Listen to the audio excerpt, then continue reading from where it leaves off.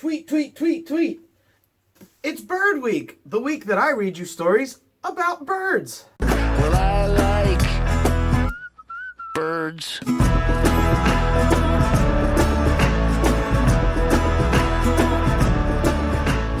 If you're small. Hello, my kindergarten friends, and welcome back to Library Class at Home with Mr. S, and happy Friday. It is Friday, and it's the last day of Bird Week, the week that I'm reading you stories and books about birds. So because it's Friday, I thought we would read a funny one. This one is called Stinky, Smelly Feet, a love story. It was written and illustrated by Margie Palantini. So we're going to check out this silly story for a Friday. Okay.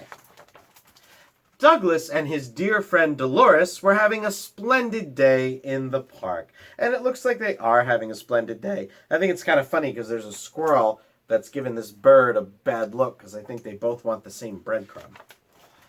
They skated, they sailed, they snacked on cucumber and butter sandwiches beneath a big, shady tree. Douglas was quite smitten with Dolores, and one could see that Dolores was quite smitten with Douglas as well. Smitten means that you like somebody, so they like each other. Dolores giggled. "Let's kick off our shoes and let the grass tickle our toes." "What fun," said Douglas. "Yes, let's." Douglas pulled off his left shoe. He had just flung off his right shoe with carefree abandon when suddenly, plunk, down went Dolores. "Oh my, oh me," cried Douglas. He fanned Dolores with a napkin to give her some air. "What's wrong, my dear? What's wrong?" Dolores opened her eyes and mumbled softly. "Oh my, oh me, I can't hear you," said Douglas, furiously fanning and waving and fanning some more. Dolores mumbled again. "I still can't hear you," said Douglas with another fan and a wave. Dolores mumbled some more. "Oh, Dolores, dear, what can I do? What can I do?" cried poor Douglas. Dolores sat up. She took a deep breath. "Put on your shoes," she shouted. "You have stinky, smelly feet." Ker-plunk. Down went Dolores again. "Oh my, oh me," said Douglas. He didn't know what to do first, fan Dolores or put on his shoes. "Shoes, shoes," mumbled Dolores, oh so softly. Shoes it was. And in no time Dolores came to. "That was a close one," she sighed. Douglas helped Dolores off the ground. She picked a squished cucumber and butter sandwich from her hair. He, of course, was very embarrassed about having stinky, smelly feet. "Think nothing of it," said Dolores, patting his hand, "but I do think a bath might be in order." Douglas was in total agreement. A long, hot, soapy bubble bath with plenty of bubbles was surely the cure for those stinky, smelly feet. And if you look, this bird has a gas mask on. That's how bad his feet were. After saying adieu to Dolores, Douglas hurried home. He filled the tub and soaked in the hot, soapy water for 1 whole hour and 15 minutes. His feet now smelled quite delightful. Not a bit of stink to be sniffed. Douglas telephoned Dolores to tell her the good news. She was very happy to hear it. "Would you care to take a whiff this evening?" he asked her with great confidence. Dolores ever so politely declined, but she did accept Douglas's invitation to see a movie. At the theater, he bought her a big tub of popcorn, a box of chocolate candies with sprinkles, and a giant soda with 2 straws. Yes, it was plain to see that Douglas was smitten with Dolores, and Dolores was indeed very smitten with Douglas as well. The two sat very close together in row 13, which was their favorite number. The theater darkened. The music swelled. The movie was just about to begin when Douglas felt something very uncomfortable under his left big toe. "Oh my, oh me," whispered Douglas to Dolores. "I think I have a pebble in my shoe." "Oh, please do remove it before the movie starts," Dolores whispered back. "That's got to be so unpleasant." Douglas untied the laces and slipped his foot out from the shoe. Then suddenly he heard a plop. "Oh my, oh me," gasped Douglas. Dolores was face first in the popcorn. Plop, plop, plop, plop went everyone else in the row alongside Douglas, and in the next row, and the next, and the next, and the next. There was a loud P.U. followed by a mad rush for the exits. A policeman in the lobby shouted through a bullhorn, "You in there with those stinky, smelly feet, come out with your shoes on!"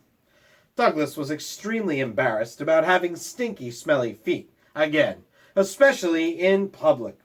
Dolores pulled a piece of popcorn from her ear and patted his hand. "Perhaps what you need is a bit more powder, my love."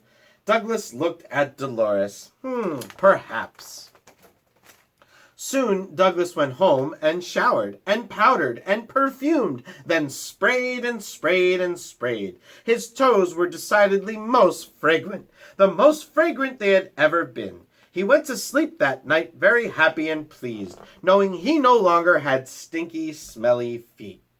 The very next morning, Douglas knocked on Dolores's door. "Care to join me for a day at the beach?" he asked, with a big grin and sweet feet. "I would love to," said Dolores. So the two packed up their blanket, towels, buckets, and a big striped umbrella, and off they went.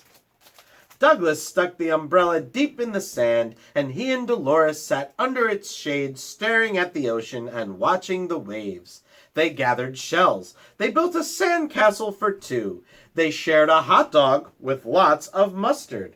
Yes, Douglas was very smitten with Dolores, and Dolores was indeed quite smitten with Douglas as well. She looked into his eyes and said, "Shall we wiggle our toes in the sand?" Just to be safe, Douglas checked which way the wind was blowing. Just to be prepared, he handed Dolores a clothespin for her nose.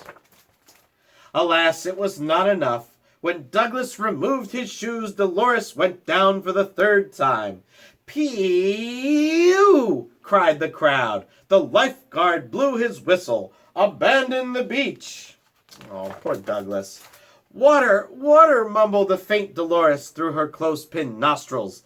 Douglas grabbed his bucket, hurried to the water's edge, and ran back to Dolores. Splash! "Not for me," she gulped and coughed. "For your feet, your feet!" "Oh my, oh me," said Douglas, wading sadly into the ocean. It was not a good day at the beach. It was not a good day for Douglas and Dolores. And if you notice, this plane is passing overhead with a banner that says, "You stink!" And here in the water, all the fish have floated to the top because his feet are so bad. "I have stinky, smelly feet, and that's all there is to it," sighed Douglas after another long, hot, soapy bath. Dolores sat down next to Douglas, patted his hand, and sighed as well. They were both quiet. They were both quiet for a very long time. And then Dolores smelled something very bad, very foul, very nasty, and it was not Douglas. What do you think it is? I wonder. I think I know what it is. If it's not his feet, it might be something else near his feet. It was coming from the bedroom closet. "Aha!" Dolores happily exclaimed as she made the discovery. "I don't think you have stinky, smelly feet at all." "Oh my, oh me, I don't?" said Douglas, very surprised. Dolores held her nose and shook her head. "No, not in the least. Your feet are fine. It's your shoes. I believe you have stinky, smelly shoes." They both sniffed. Kerplunk. They came to and concluded, yes, it was most definitely the shoes. So they got rid of the shoes, every last stinky pair. Douglas was more than ever very smitten with Dolores. And Dolores remained very smitten with Douglas as well, which was very nice indeed, because, as it turned out, Douglas's shoes were not really the problem. No, he still had stinky, smelly feet. But it didn't matter, for what Douglas and Dolores had was very true love. Oh my goodness, what a silly story for a Friday. I hope you guys enjoyed it. Maybe you can tell me about a time that you saw somebody with stinky, smelly feet or stinky, smelly shoes. You can leave me a comment in my Google Classroom page, and don't forget to click the turned in button when you're done watching this video. I hope you guys enjoyed it. I hope you have a lovely weekend. I'll see you back here next week. Hey, we only have like 2 weeks of school left. Not very much time at all. So I'm going to try to read you a few more books before we're done for the summer. I hope you've been enjoying library class at home. And I'll see you guys on Monday. Have a great week.